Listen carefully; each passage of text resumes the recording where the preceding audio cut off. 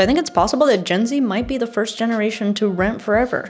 Hello, it is me, a fellow Gen Z, but I'm kind of like on the cusp of being a millennial. I'm like one of the first generations of Gen Z, but it makes me feel a little young when I get to say I'm Gen Z.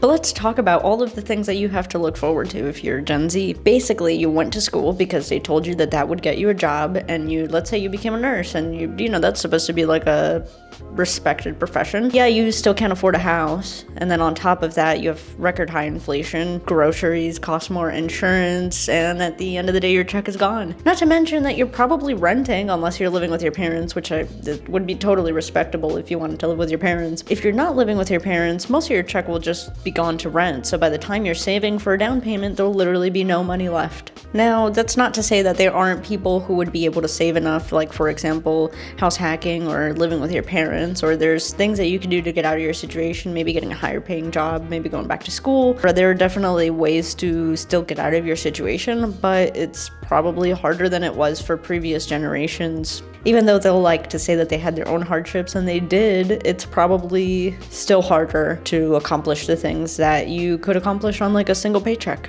So I think the biggest problem is that our wages have not kept up at all with the cost of living. The median household price is $420,000. Like, I mean, that would be a really fat down payment plus a 7% interest rate.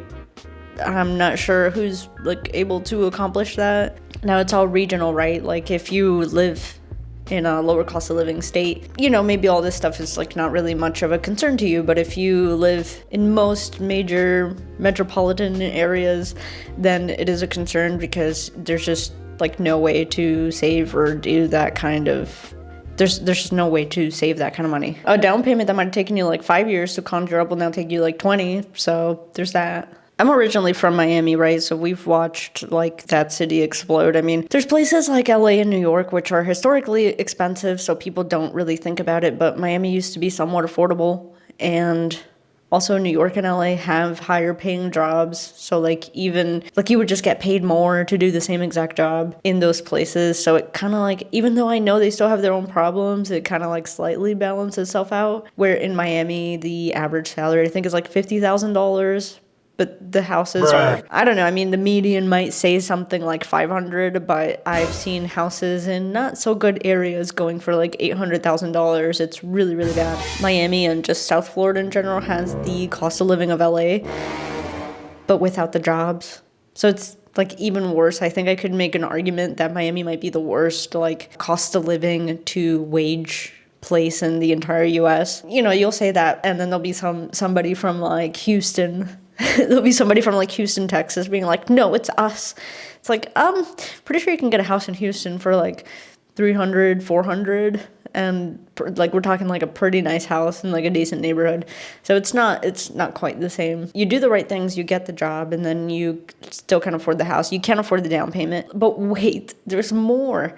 Since you were also told to go to school, and the whole like education system is a huge scam that basically, like, these degrees cost ridiculous numbers that they should not, but we all got kind of like tricked into like, hey, we should go to school. Like, that's the thing to do that assures a good future. Since all of Gen Z kind of got told that, yeah, we all have student debt. So the average Gen Z student graduate holds at least $30,000 of debt in student loans, and that's not even counting for the interest rates and the fact that a lot of us also got useless degrees. Like, for example, I have a film degree. That has never been useful to me. In fact, please, I would say to anybody that wants to do a creative career, just don't get a degree, or get a degree in like business or something that's actually useful. If your creative career doesn't really work out, which at this rate, it's looking like creative careers are not going to work out, but let's say that it doesn't work out, you have a fallback. You have a fallback plan. So that's what I would say if you're like just starting now. So yeah, let's say that you miraculously did manage to put up a down payment for a $450,000 house.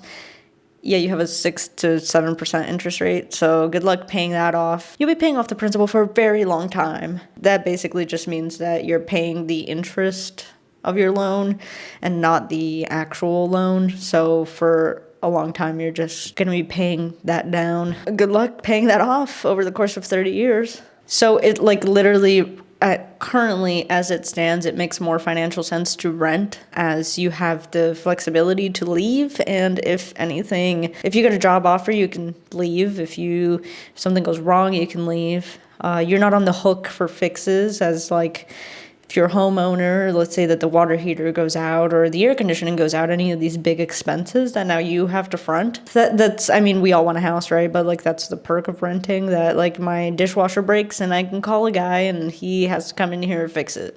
They also claim that there's just not enough houses, but I'm not sure how true that is. I feel like a lot of the houses are just investing properties. Like there's a lot of empty houses. I have to look up exact stats on all this stuff, but it feels like all the odds are stacked against you. You have houses that the median home price is $420,000 across the U.S., which, you know, in some cities would be more, but like nationwide, it's $420,000.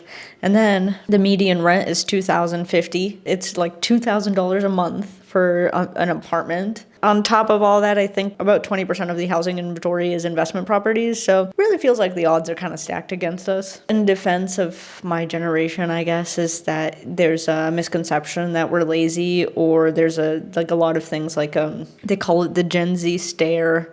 So they say that like Gen Z customer service is really bad. When you put in a bunch of work for something and you don't see the reward for it, then it kind of makes you nihilistic. Like, what's the point then? Because what is the point of putting in a bunch of work? You know, like in a video game, if you're trying to collect achievements, if you're putting in a bunch of work, you get achievements in return.